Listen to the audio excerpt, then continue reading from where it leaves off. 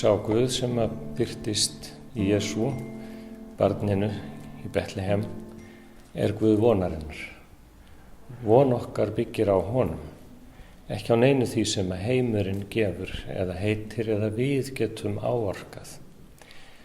Á krossin tákn vonarinnar vísar til þess að Jesús, sem fæddist í Betlehem, leið kvalafullan dauða á krossi en Guð reist hann upp af dauðum.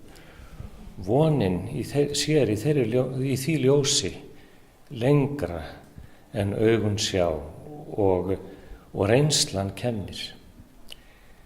Vonin hluti þrenningar ásamt trú og kærleika og þeirra kærleikurinn mestur. Getum ekki sagt að vonin, hún sé vængirnir sem að bera uppi trú og kærleika í stormunum og andviðrinu.